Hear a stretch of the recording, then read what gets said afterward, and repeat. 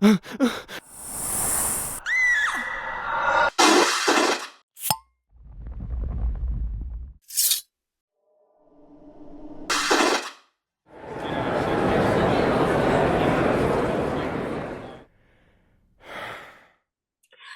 and welcome.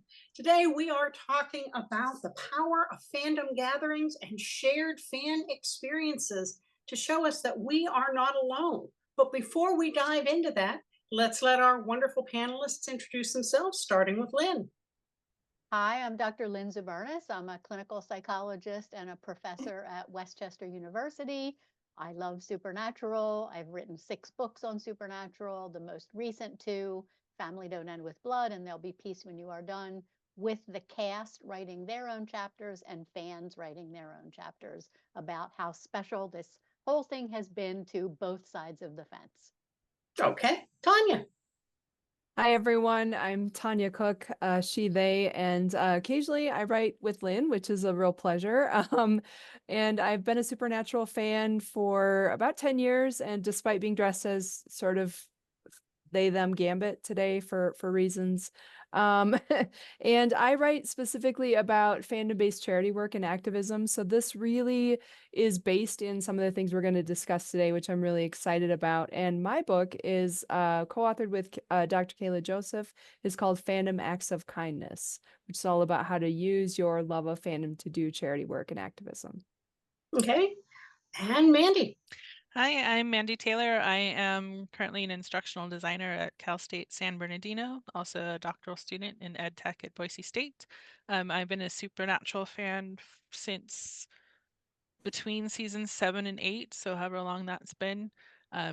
And then I have one book that I co-edited with my partner in Supernatural Funness, Susan Nylander, who's not with us today, called Death in Supernatural, and we are in process of another collection called Women in Supernatural, talking about women in front of and behind the screen and the series that is in peer review right now with McFarland and hopefully out next year at some point. Okay.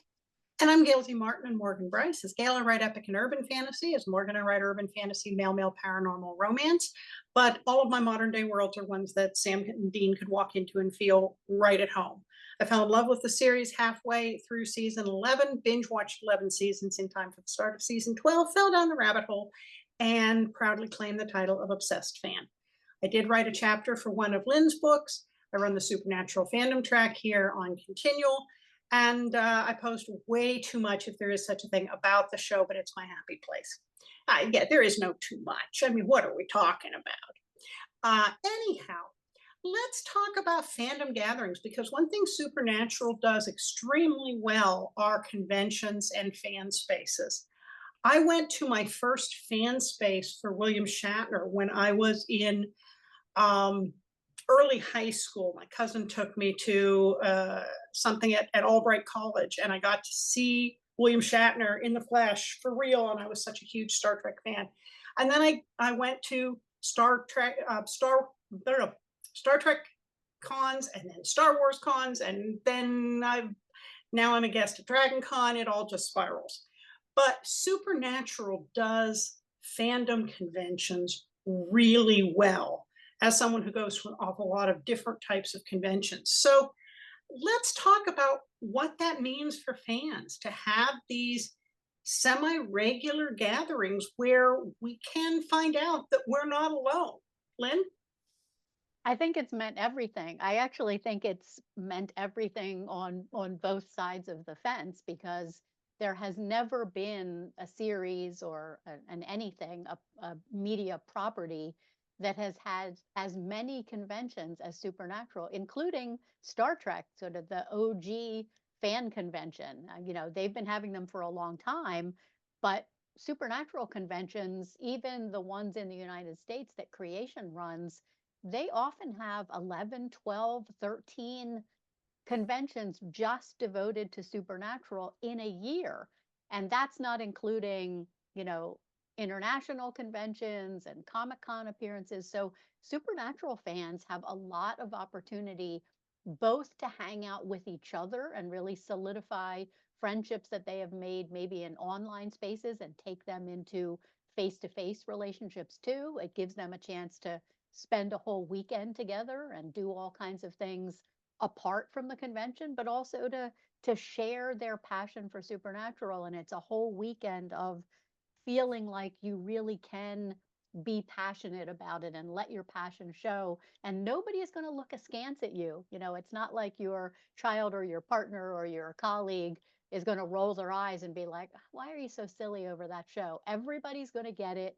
Everybody is going to be as an emotional and passionate as you are. And that feels really good. And I think for the cast, it also has made the Supernatural actors very accessible to fans in a kind of an unusual way, because most actors don't get a chance to meet their fans face to face and interact with them, you know, every 2 weeks throughout the year. So if the Supernatural actors had come into this whole celebrity thing with a lot of negative stereotypes about fans, what we know about stereotypes is that they don't hold up in the face of real world interaction. So even if they had come in with negative stereotypes, all of that face to face interaction, really getting to know fans, yes, it's still a parasocial relationship. It's still a structured interaction, but there's a lot of reality and a lot of warmth to those interactions. And those actors don't have as many negative stereotypes. So they have allowed themselves to be a little bit more accessible while still, you know, keeping up those boundaries. Okay, Tanya? Yeah, thank you. I think to add on to that, I would just say there's nothing like that feeling of being in a crowd of people who all love the same thing as you. And that is something we are willing to go to great efforts again and again as humans to enjoy. And I think, as Lynn said, the great thing about Supernatural is that you have that opportunity more frequently than you would in other fandoms. And sure, there's always like politics between fans or sort of you know, this cadre versus this cadre and things like that. But there's still, I think if you go see people in person, it really does a lot to break down those barriers that folks might have between them. And you find yourself really engaging with a diverse spectrum of people too. And I find that really encouraging. Like if we could all just kind of get along with this shared love of something, but that feeling that you have, the reason we go to live events as humans, and in my discipline, sociology, we call it collective effervescence, right? Or someone called it that. And I would say maybe shared feels, right? Where there's that heightened emotion of experiencing something together. And I think Lynn is correctly identifying that the cast and crew and people who are there are feeling it as well. So they also get something out of this that is, it's not that there isn't a level of performance or a level of parasociality with it, but it is still a genuine emotion that you get, I think, on both sides. And that does something. And that's why we're still talking about this Scooby-Doo for Adults show that it ended 4 years ago or something like that, right? And we still go to these events. We still, you know, make a point of seeing these folks. And for me, I love to play what was that person in Supernatural if they've moved on to something else, you know, and drive everyone else in the room a little bit crazy. Okay, Mandy? And I think part of it for me, and I can't speak from it too much scholarly because I haven't studied it so much, but one thing for me, being very introverted, going to a gathering of people who love the same things that I do, I have an immediate conversation space.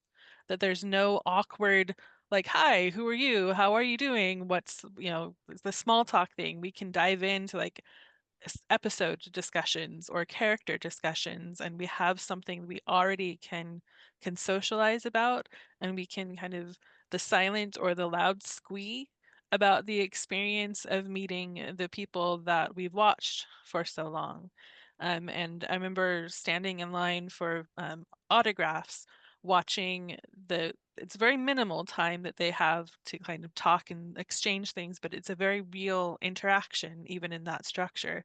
And for those 20 seconds or 30 seconds that you're in front of whomever signing whatever you have, their attention is you.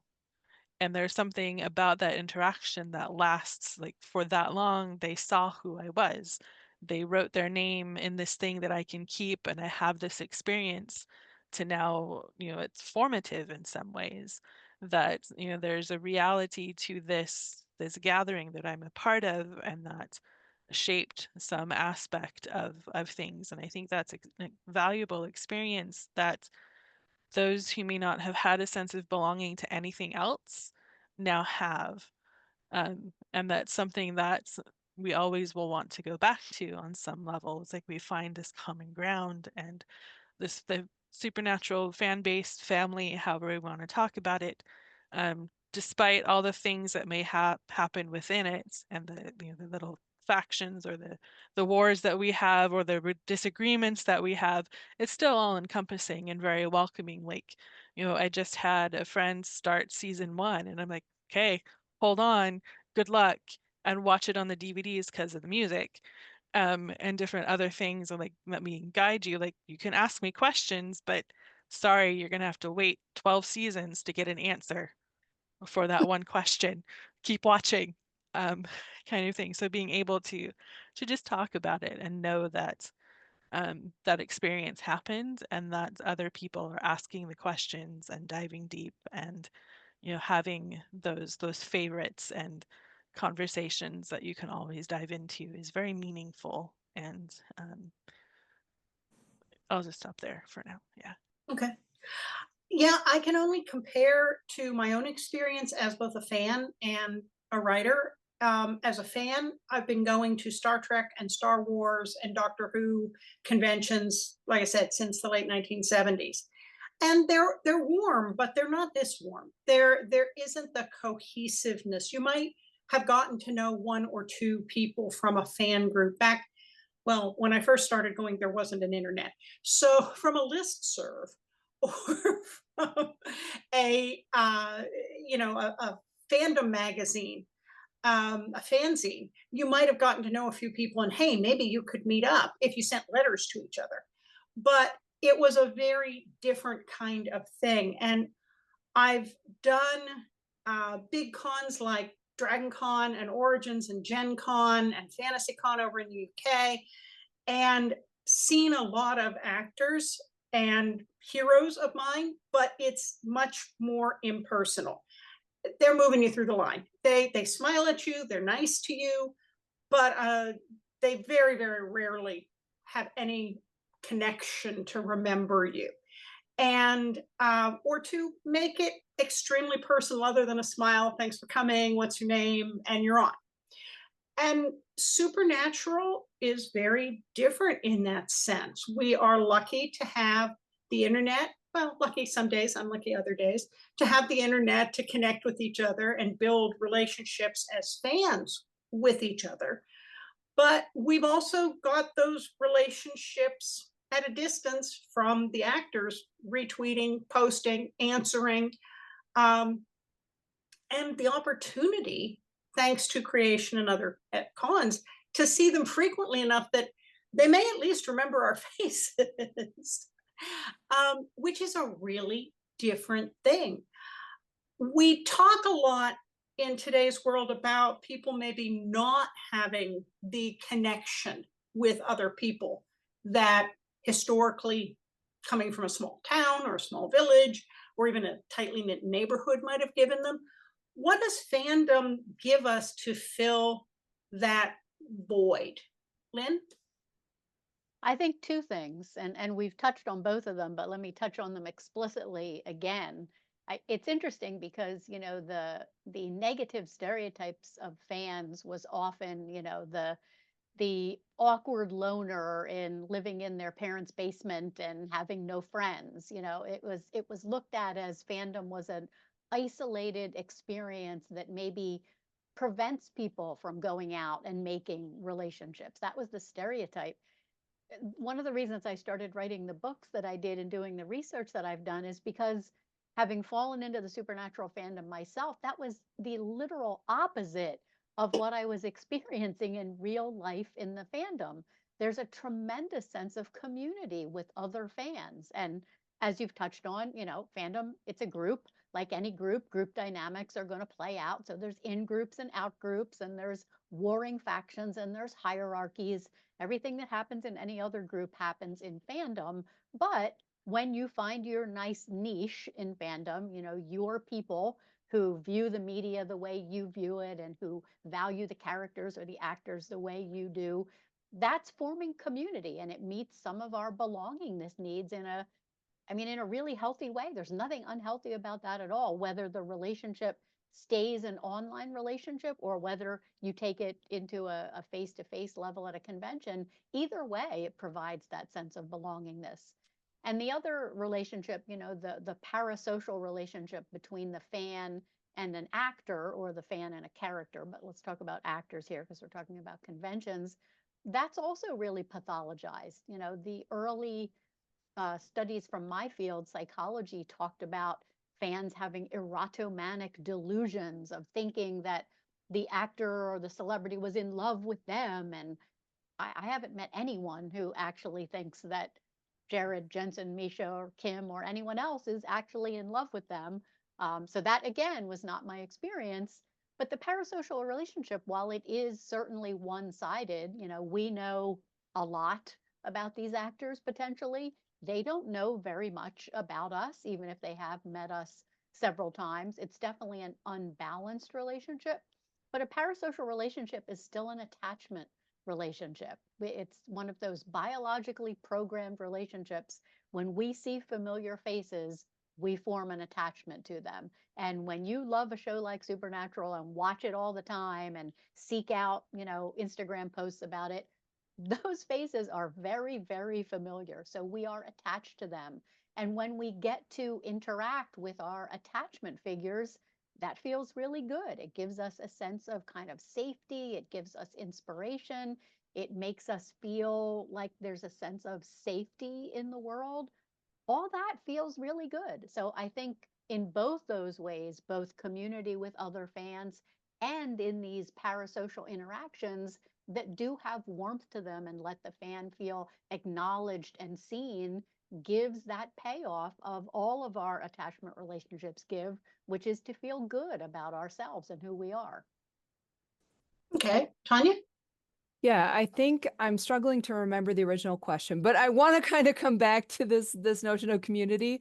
And I did jot down collective identity. So I wanted to kind of come back to add to what Lynn is saying and you know, kind of preface this by, or kind of put this in the context of saying that I think what happens is when we're around like-minded folks, eventually we have this collective identity of a fan, right? And so being a Supernatural fan for us means something different than I watch this show and then I just sort of move on with my life. Like we have kind of small F fan identities, and then we have big capital F fan identities, as one of my interviewees put it. And I think, you know, there's shows that I like and I just watch casually, but for so many of us, something touched a chord, and then we get that reinforced through seeing each other in person at Fandom and then the interactions online. And so then that identity piece comes with, well, as a fan, you don't just watch the show. You show up and you listen to things like this. You look at jokes, you cosplay, you know, you do some creative thing. Like some of us, we did a wonderful scavenger hunt that Misha did for several years called Gish, and we bonded over doing extremely weird things for funsies, I guess. And yeah, and so those, I think having that activity you do together is also an important piece of this. And even if it's coming together to talk about the show or do fanish type things, I think there's that transformative piece in here too, whether it's writing fan fiction or cosplaying or even making a vid or something like that, that is a part of what's expected of you, and that collective identity fan umbrella. And then from there, that goes forward into that community experience. So I wouldn't participate in a community and not expect that something is expected of me as an individual. And I think that reciprocal relationship is really important here. And I have more to say, but I'll hold on to it. Okay, Mandy? Okay, so I think I'm along the similar lines that Lynn and Tanya have already been on, but I was thinking too of my initial kind of foray into the show was through a friendship who had a friend who had established her own fanness with the show, and then just like, you got to see this. I need somebody to talk to about the show, and here are the reasons why you'll like it, and here are the reasons why I need you to see this right now.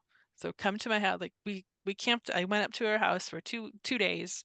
She curated me through season 1 and part of season 2, and I was like, oh, okay.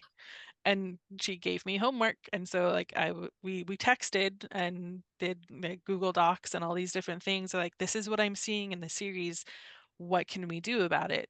Not do about it, or do with this. Like, I'm a scholar too, and I'm academically minded. It's like we got to do projects on this, and that becomes the scholarly fan kind of weird space that I'm in as well. And maybe not so weird. It's fun, but kind of navigating that space and creating those relationships as well is another aspect of fandom, whereas you get to study it differently. Like, no, I'm watching a season 5 for research. Like, I have to watch all 22 episodes because I'm writing this project. And so like, no, it's really work, I promise.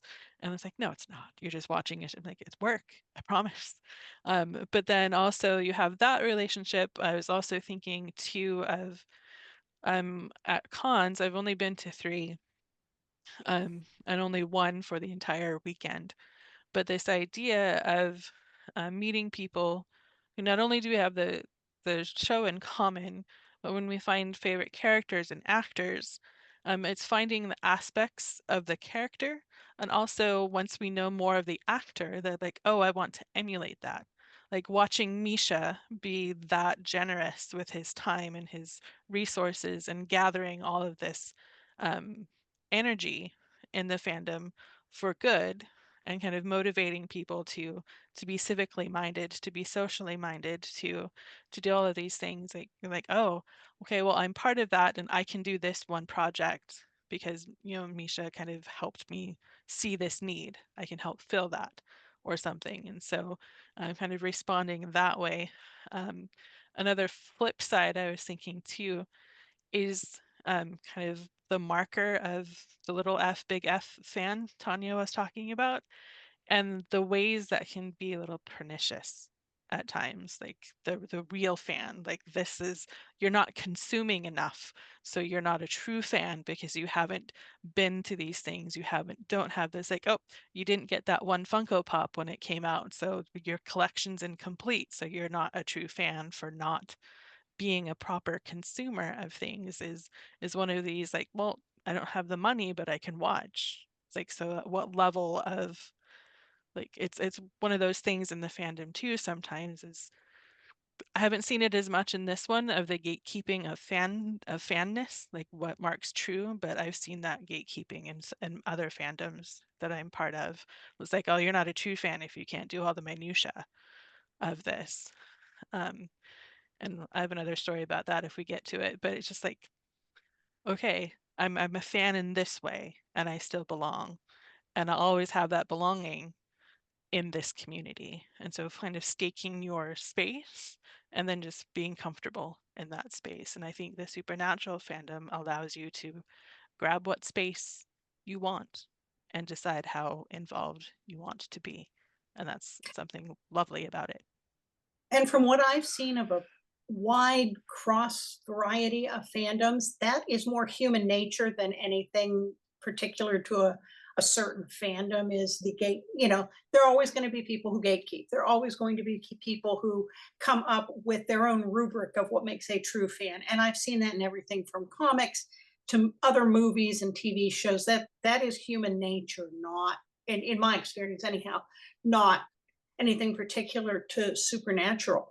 But one thing that strikes me about conventions is that most of us no longer live in a world where we're in the same town we grew up in, where we know that we see our first grade teacher who may or may not be retired. We've seen the same people at the grocery store. We have the same next door neighbors, where we have that physical community because we've moved, we've changed, they've moved.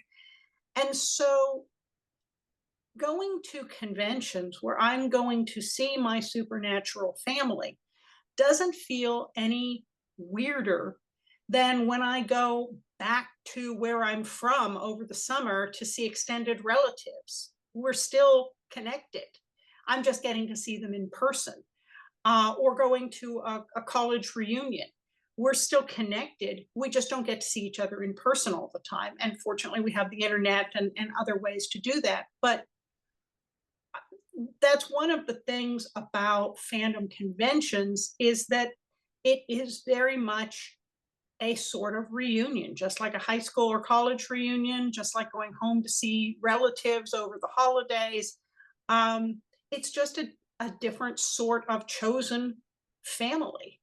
And I guess let's talk a little bit about that idea of they always say you can't pick your family, but you can pick your friends. Well, you can pick your chosen family when it comes to fandom.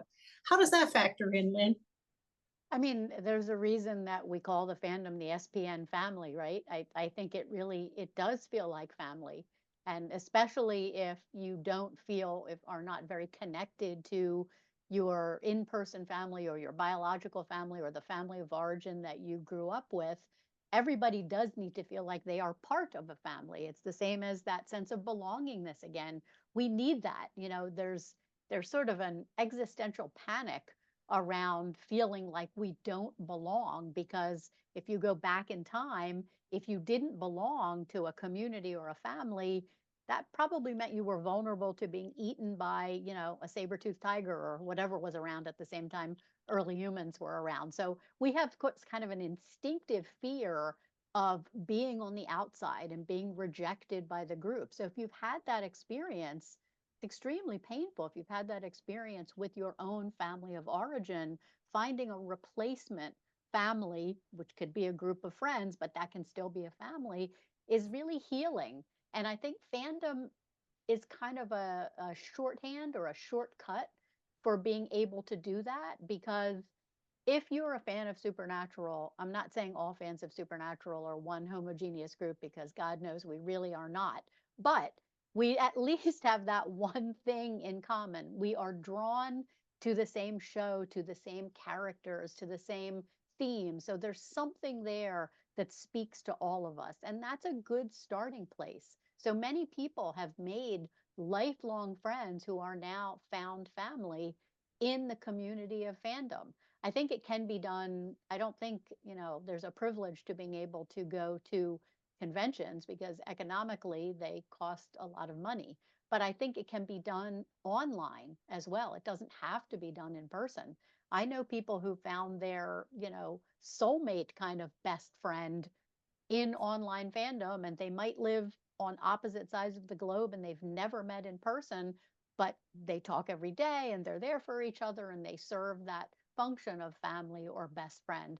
I do think it's a wonderful experience if you're lucky enough to be able to see those people in person and spend time with them, because then you have kind of shared adventures, which is part of how humans create relationship. So every time you have a shared adventure with one of your friends or chosen family, that does work to solidify the relationship. But I do think it can happen anyway, even if you don't do the in-person part of it. Okay, Tanya? Yeah, I want to talk about a couple of things relevant to this. I think it's a very good point that for many of us, we live such distributed lives that we still have that fundamental need for belonging and value. And then for a lot of us who identify maybe as neurodiverse or neuroatypical and or LGBTQIA, finding found family in fandom is very validating, right? It can feel like, especially if you're estranged from your family of origin, as Lynn said, or you're just looking for folks you have commonality with, like where I am from, which is Wisconsin, right? I like to call Sunday football cosplay, right? Like, so it's this, you know, I also want to mention, like, we think of fandom as strange, but really, if I were wearing a Packers jersey or you know, had my face painted in Packers color on Sunday to go to the game, no one, or had a cheese head on my head, no one would look at me differently. But because I might do something a little nerdier like this, it's perceived in a different way. And I think that gatekeeping that you mentioned, Mandy, and that idea of boundary policing by the broader society, right? That it's to some extent a normative break, right? When we do something like this versus what we're supposed to like. But really, it's not that different fundamentally as a human experience / group dynamic. But I think I also wanted to mention, like with Found Family, a lot of these shows, these fan shows like Star Trek, Star Wars, Supernatural involve found family, right? Even in Supernatural, we have family don't end in blood, right? Where it's Bobby Singer, that character saying to the boys, like, I feel a parental relationship with you. And it's not only about how we're biologically related. And for a lot of us who maybe have had that experience in our lives, that is very validating and very reassuring. That we can find someone who likes us for us and we have that shared interest. I don't know about you all, but for me, there's very few moments in my life where people just enjoy Tanya, right? It's okay, what are you doing for me? Are you making me dinner? Are you teaching me something? Are you doing this role? Are you doing this role? And in fandom, yes, I have obligations, but I also feel like I get to just have fun. I get to just belong for my own individual interests. And I don't know that that's true in other aspects of my life. So that's why I think you also see a lot of people, frankly, in our age demographic, and also people who maybe feel like they cannot find that familiarity and that comfort in other places. And that's why I think disproportionately those are folks who feel more introverted or more LGBTQIA or neurodiverse and find a comfort in that fandom. Plus, of course, the fandom's excellent treatment and championing of mental health issues and other social issues. Yeah. Okay. Lynn, did I get you already on this? I don't think I did. You got me, but you didn't get Mandy. Okay. Mandy.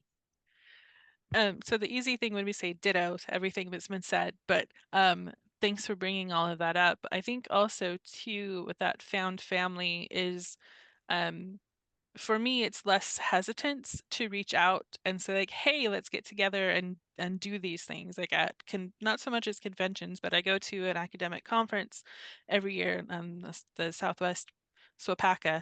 I don't remember what it all stands for. I'll get it all wrong, but SWPACA is my academic Comic-Con home, is how I call it. And so there's a supernatural group there or an area of study. So like there's another place for family for me. It's like we're all going to be there, 2 or 3 panels, like we're all invested in the scholarly explication of the show. And occasionally, when the show is still running, we'd get done for the night in time to catch the newest episode. And to sit and watch new things was like, oh, what's going to happen? And so like we're on the edge of our seats waiting, and then we just look at each other like, no, or scream at the TV. And it was perfectly acceptable to like, to react in that group because we were with like-minded people who chose to spend that time with us. And I think as Tanya was talking about, like, we don't get to enjoy just being ourselves sometimes, and sometimes being that self for me is to let my nerd geek out and just like look at the minutia of a show, every single detail. Like I watch with captions on, partly because of hearing and just also partly just to make sure I catch what's going on. It's like, oh, did you see that lyric interposed over the dialogue? Like, oh, look at that. And just being able to point out things with that family.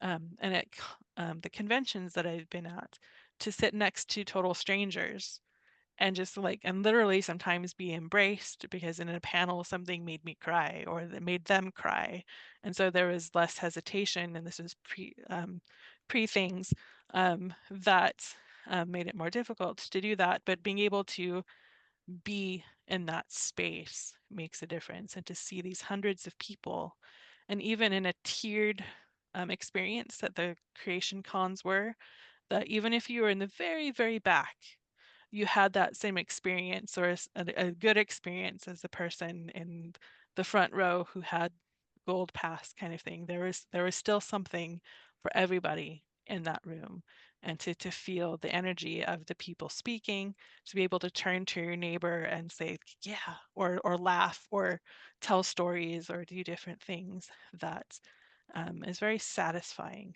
and completes some of those holes that we might have that aren't satisfied in other ways, because you can try to explain kind of how things are going, how that feels, but it's being in that moment and having people be with you, like, who get it. Like, I can't tell you what this feels like because you have to feel it for yourself. Um, And I've tried to introduce the people to the show, and some are like, yeah, no, it's not for me, like totally fine. And others are like, yeah, this is absolutely like what else can we do? Like tell me more. Like and they do the same thing I did with my friend Susan. It's like we're texting and we're talking, and it's like rewatch this episode with me because I think I saw something. Like, yep, you absolutely did. What do we do with that? So we bond on different levels with that. And I think family is social, it's also scholarly. That's kind of where I am too, in that space to find the places to talk about projects that in other spaces might feel like that's not serious, but yes, it is because other people take it as seriously as I do. I think it's also meaningful because as adults in our society, we don't have a lot of opportunities to make new friends. It's not like we're still in the same town we grew up in. We may wave at our neighbors. We may ask them to pick up, the mail for us if we're going to be gone over the weekend, but we don't usually hang out with them. Um, Same thing with people at work. We're work friendly, but there are reasons to keep some distance there.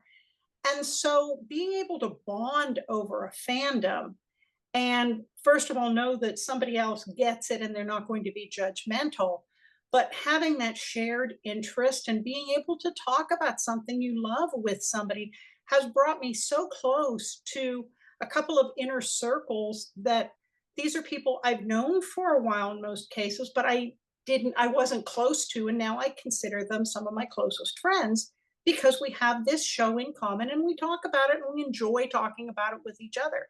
And that's a tremendous gift because I think it's very easy in today's society, outside of, maybe your immediate family, to feel very far away from people and very much on your own. So this is an important piece of connection.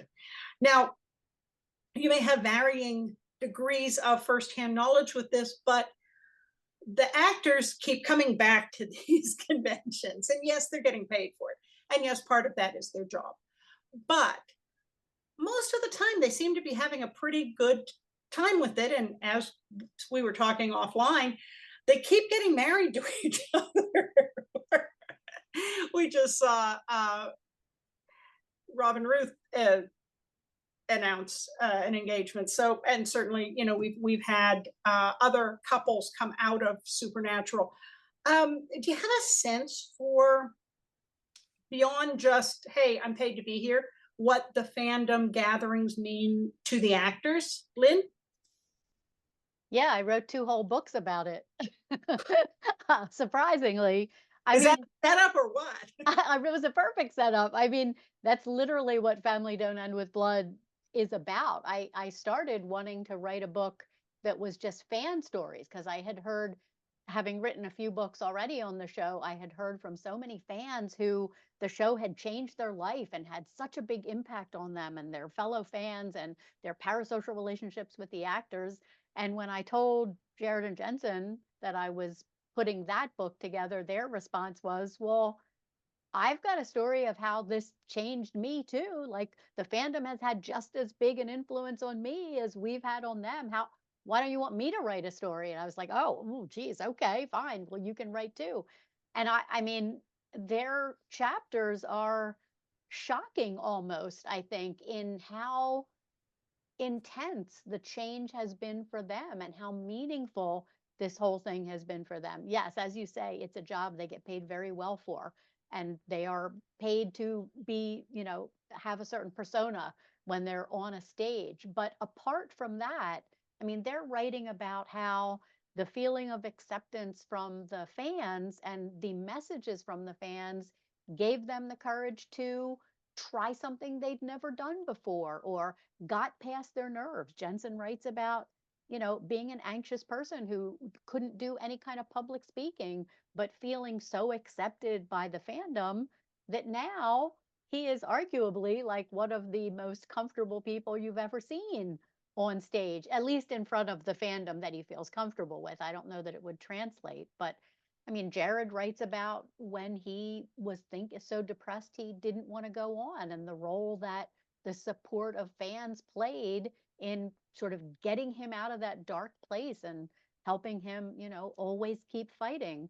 I don't think you can have a bigger impact on somebody's life than literally being part of why they keep going or helping them get past mental health and creative and professional challenges. I think the fandom has had a huge impact on the actors, probably more so, again, than any other actors. I mean, you'll certainly hear other actors from other shows say, the show changed my life, the fandom support changed my life.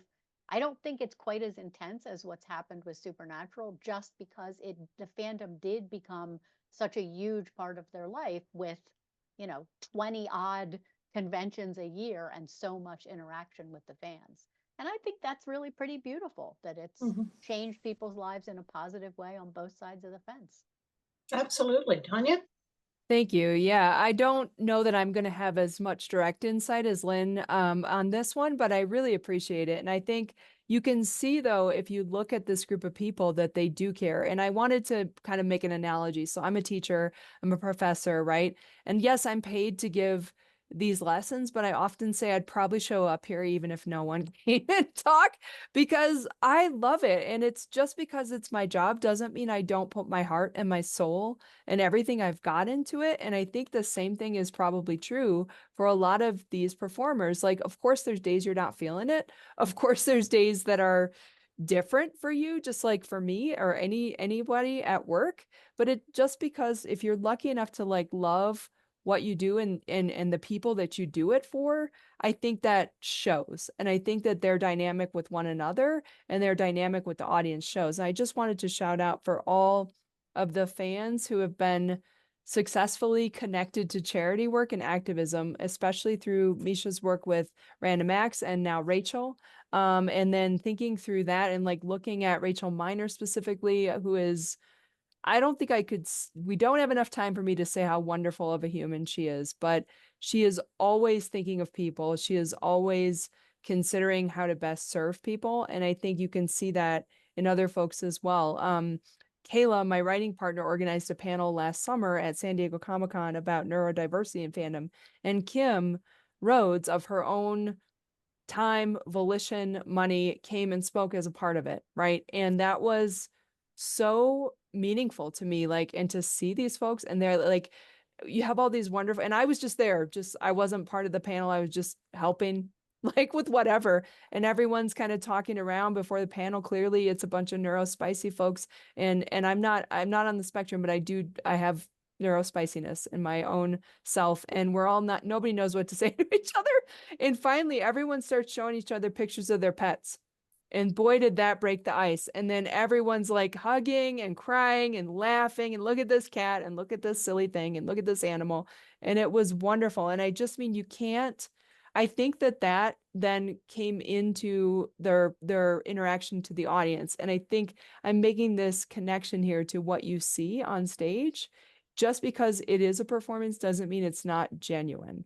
And I think unless you are a robot, you're getting something back from that. And I don't think that's true.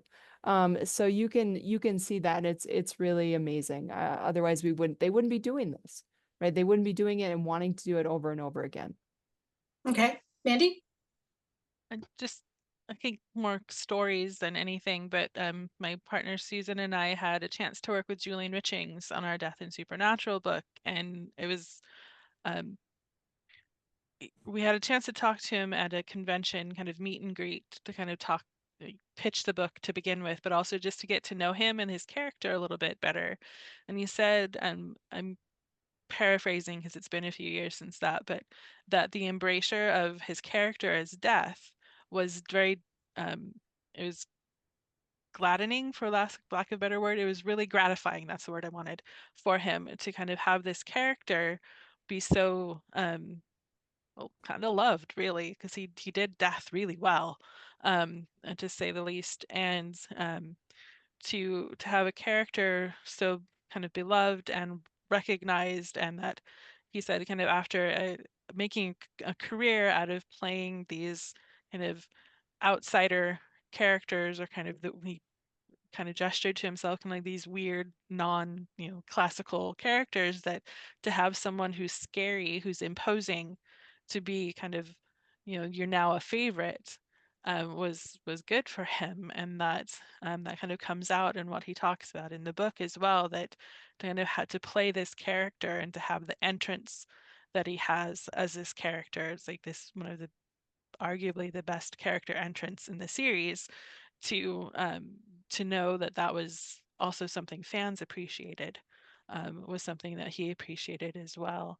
And also just in at some meet and greets too, in one of the conventions I was at, to have just that time to sit for like 30 minutes with a group of small group of fans to just talk to these actors, and to kind of some about the show, some about life, and just to see them interact and be as genuine. I think of Mark Shepard particularly. I had some time with him in a small group setting, and uproariously funny in the group, and told stories, and was as open as he could, like not like everything coming out, but just establishing those relationships in just a short time, and very meaningful for those who participated. And you could tell that he appreciated the time and the questions, and even some of the small things that people brought him. Like somebody brought him some chocolates and he was hungry, so he was eating chocolate while we were talking, and kind of thing. So kind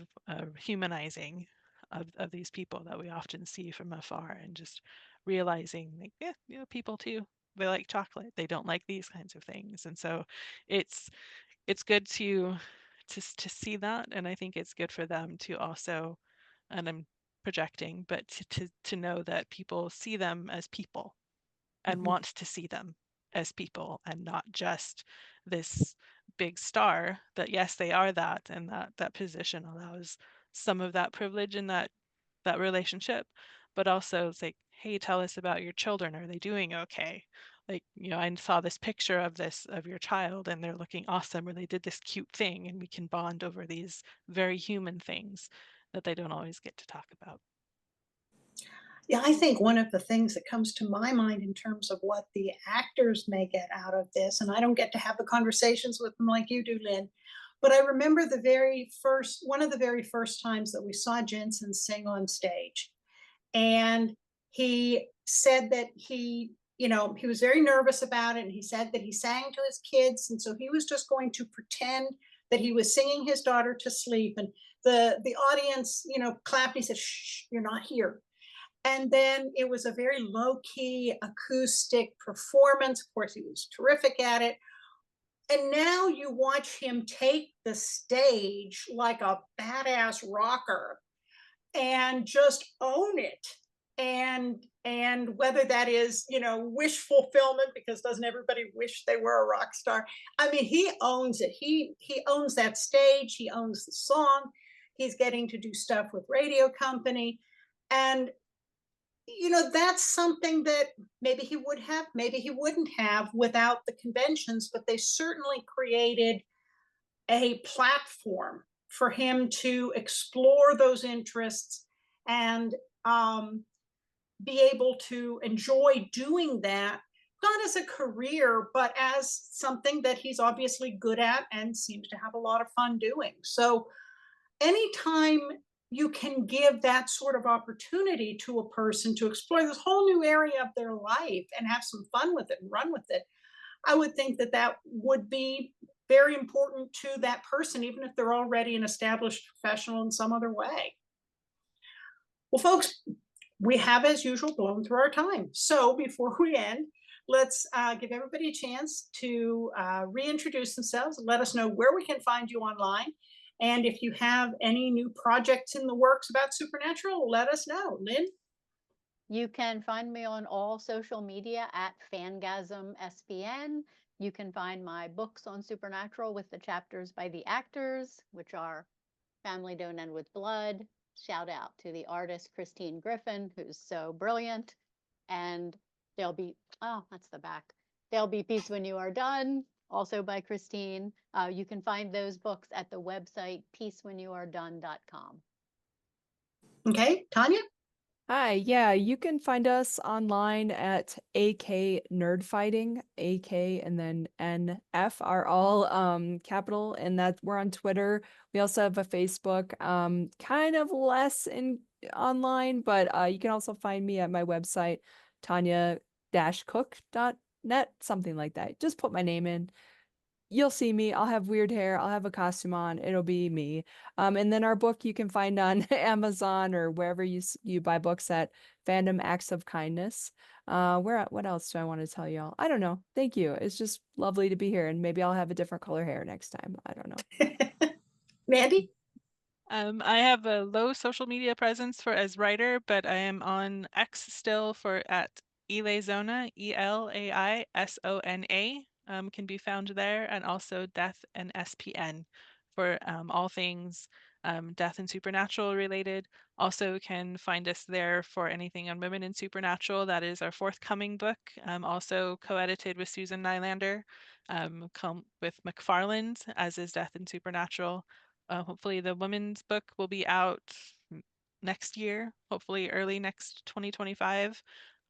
And then Death and Supernatural is available at McFarland, on Amazon, anywhere you have and can find books, ebook and Okay. physical. And I'm pretty easy to find at gailzmartin.com, morganbryce.com. Social media is variation of those names. So if you spell them right, you'll find me. The books are all on Amazon and wherever books are sold. And Continual is on YouTube and many other social media spots. So thank you very, very much for spending time. And thanks for all of you for watching and listening. There will be more Supernatural coming up soon on Continual, so we'll see you online.